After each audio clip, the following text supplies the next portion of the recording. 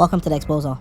Today we'll be exposing the brother of Spac Nation's main pastor, Toby Adeboyega, known by most people as Reverend Dapo. He also holds the same surname as Toby. So, Dapo Adeboyega is born in Nigeria. He's a 42-year-old and currently works at Spac Nation as a reverend. He came over to the UK and studied at the University of Wales. He apparently also preached in Wales and many other countries. He's married to another pastor, a lady that he's been with for more than 14 years, known as Lola Adeboyega. So years later, Dapo joined a church known as Webic London HQ, which is owned by co-founder of Webic Worldwide, Prophet Dr. Samson Oyerende. Another pastor known for a few controversies regarding money, and someone who, at a point in time, Nigerian police were after due to allegations of money laundering and using checks to cash from unknown resources. So Dapo has a history of being under controversial leaders. So Dapo became one of the main leaders at the Webic London HQ. And under his leadership, a lot of problems started to occur. He started to ask members to raise humongous amount of money. He also started to have problems with rent. So there was a lot of financial issues. A lot of members walked away. But eventually the church got shut down. So it's unknown whether the charity commission stepped in to shut down the church or they decided themselves to shut it down. So online we've had a look at the church's financial documents, especially in 2014 and 2015, where Dapo was very prominent in the church. And where it's blue, you can see the highlight of the income, and in yellow, the spendings. So in 2014, the church made about £300,000 and the spendings was about £200,000. But then you see a drastic drop in 2015 where the church makes about half of that. So just about over 150k, and the spending is about 145,000 pounds. So how did they go for so much, and then the following year the decrease was so high to almost half of the earnings? Something never added up. So you can see that was probably the beginning of the downfall of the church. They probably started to use the same techniques as Spac, probably hiding money. But what we do know is something happened for the church to be closed down, and we know that Dapo was a big part of that. So 2017 was the year that Dapo officially left Webic to join Spac Nation, to rejoin his brother. And at Spac Nation, he was actually ordained there as a reverend by his own younger brother, Toby Adeboyega. And he also brought some of his ex-members from his old church to Spac Nation, because there was a few that still believed in Dapo because of the lies he told them and the reasons he gave them for his church being closed down. So some followed him to Spac Nation. So Toby was very happy because that allowed his church to grow in numbers also. Because at the time, Toby Adeboyega's church, Spac Nation, wasn't really known like this. They never had the same reputation as today. But they did start to generate a decent amount of money. It looked like Toby and Dapo both came to the UK with plans of having their own church. And it looked like for Dapo, unfortunately, things did not go to plan. But he always had his brother. They both had each other to depend on each other in case something like this ever happened. And this is exactly what happened. So we have two brothers who come from a family of pastors who claim they came to the UK for different reasons, but both ended up becoming pastors, and both having a reputation for encouraging members to raise ridiculous amount of money. So whilst Dapo was at Spac Nation, he had a low profile. He had to remain low-key because of his past experiences whilst leading the church. And it was a bit easier for him because he now had a brother who was more controversial, a brother who was outspoken. So no one would keep an eye on what Dapo was doing. So Toby, who liked the limelight and he liked the famous lifestyle, will take it upon him to be the face of Spac Nation. So with Dapo, we know that he's in full-time ministry. He has never spoken about having businesses or anything like that. But we still wonder where his income comes from.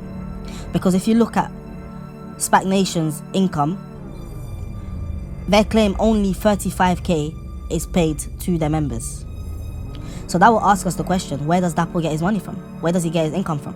Especially if he's in full-time ministry. Something doesn't add up there. Which goes back to the fact that we know that Spac Nation are clearly receiving a lot of cash and finding ways to put their income in places where no one can trace it. And that's what Dapo is probably doing, because we do not know where else his money is coming from. He has never really spoken about owning properties like PT has claimed. He has never really said he owns businesses.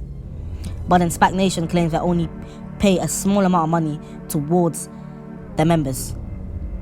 So with Dapo, what he would do is he would follow his brother around and he might preach for about 10 minutes and then would sit down and let his brother take over services. He has a member that follows him around everywhere, a guy named Onyeka.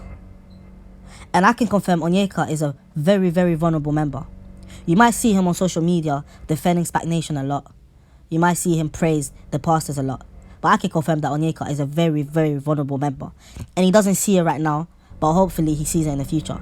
And he's a guy who follows Dapo and does everything that Dapo tells him to do. Dapo isn't part of the trap house system. He lives with his wife and kids, so he doesn't allow himself to really be involved with outside members. Maybe because he's afraid of controversial things coming out from his house. So he's trying to stay safe. As we know, he is the older brother of Toby. So he probably is a bit wiser when it comes to having too many people around him. This is the reason why you won't see Dapo at Toby's house whenever he's doing the periscopes. He tries to avoid surrounding himself with a lot of kids. But we do not know what he uses Onyeka for. There's a big question mark there also. One of the main things that Dapo does at Spac Nation is prophecies. He's well known for prophesying a lot of things.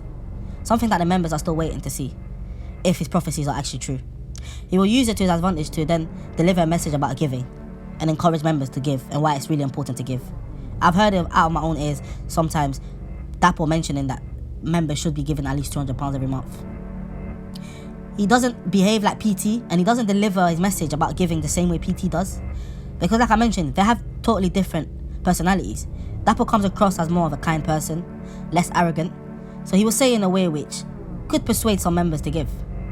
But it's just a different strategy that he's using. But at the end of the day, he's still delivering the same message, which is pressuring his members to give a certain amount of money. It's manipulation, because people who really believe in Dapo automatically feel like they have to give. And they feel like his charm as well, and the fact that he's not controversial and someone that doesn't speak a lot in the church.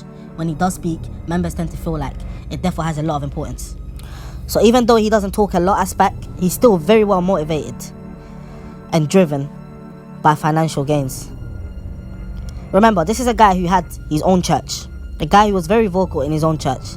He's now joined his brother and he's decided to take a backseat. There could be some jealousy, but I don't think Dapo is jealous of his brother, like some people have mentioned. I believe that Dapo is very comfortable because he doesn't have to do much. All he has to do is let his brother do the talking. Spac will raise huge amount of sums every single month and Dapo will get a cut out of it. So I believe he's just very comfortable where he's at. At one point, Dapo was actually going to Webeck and Spac Nation. At one point, he tried to go to both churches. And then just ended up staying in Webeck because he had more importance there. But it's also important for you guys to know that in 2012, Dapo actually took part of Spac Nation's company, Salvation Proclaiming Ministries Online, and he was actually director, and where he resigned in 2014. Which shows that Dapo will go anywhere where there's money. Money is his main motivation for being part of a church.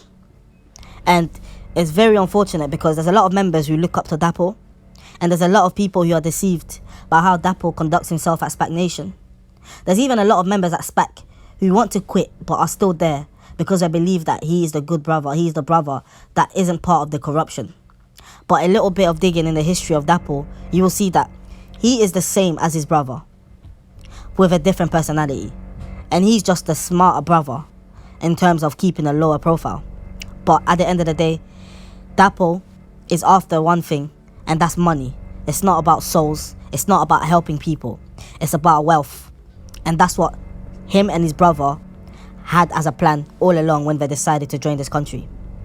They can continue to lie to deceive the public and pretend that they're doing a lot and changing a lot of lives, but there's a lot of questions that are not answered. And Dapo, no Toby, will ever be able to prove where their income and their wealth comes from.